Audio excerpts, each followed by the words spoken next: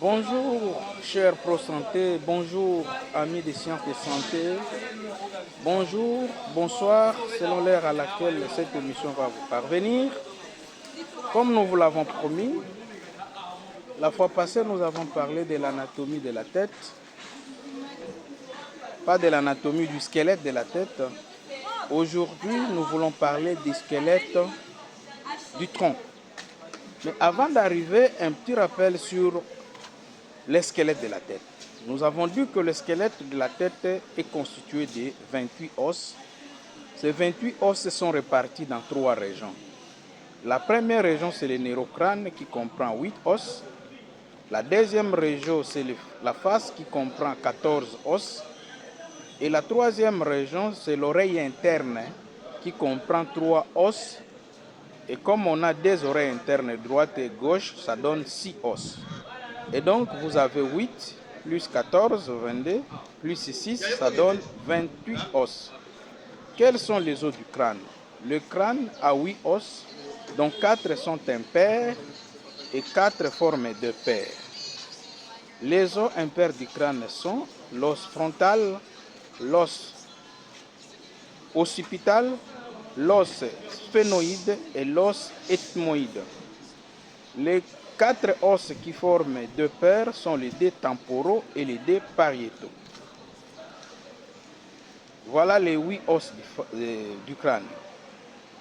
Les 14 os de la face, vous avez 2 os impairs et 12 os qui forment 6 paires. Les 2 os impairs sont le vomaire et l'os mandibulaire. Les 6 paires qui forment 12 os restants, vous avez les deux maxillaires supérieurs, les deux lacrymaux, les deux os zygomatiques, les deux os palatins, les deux os propres du nez et les deux cornets nasaux inférieurs. Les os de l'oreille interne, de l'oreille moyenne sont au nombre de 3. Vous avez le marteau, l'enclume et l'étrier du côté droit. Marteau, l'enclume et l'étrier du côté gauche. Maintenant, parlons des os du tronc. Le tronc est constitué d'abord de 2 ceintures. La ceinture scapulière en haut, constituée de 5 os, dont les 2 clavicules, les 2 omoplates et le sternum. En bas, vous avez la ceinture pelvienne. La ceinture pelvienne comprend 3 os, dont les 2 os iliaques et le sacrum. L'os iliaque est subdivisé en 3 parties. Vous avez l'iléon, l'ischion et le pubis. Voilà les 2 ceintures. La ceinture supérieure du tronc s'appelle la ceinture pelvienne et la ceinture inférieure s'appelle la ceinture scapulaire. Quels sont les os du tronc? Au niveau du tronc, vous avez d'abord la colonne vertébrale qui est constituée de 33 vertèbres.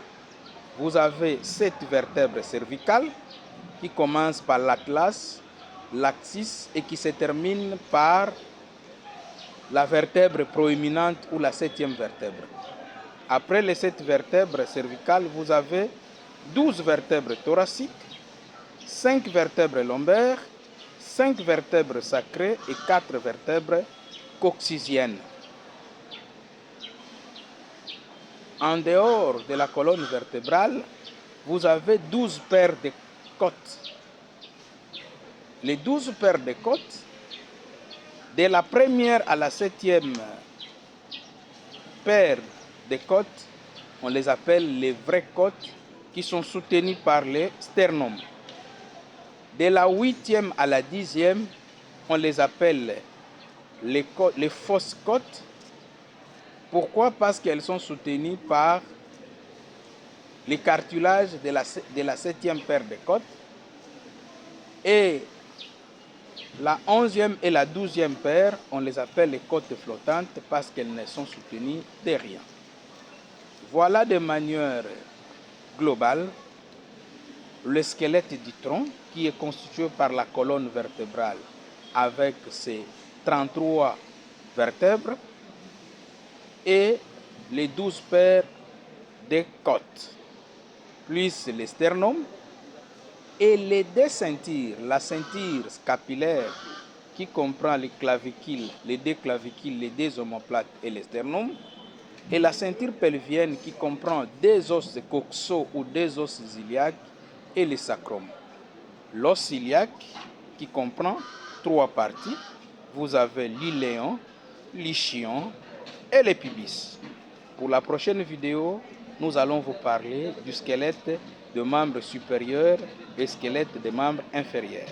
À demain, ciao!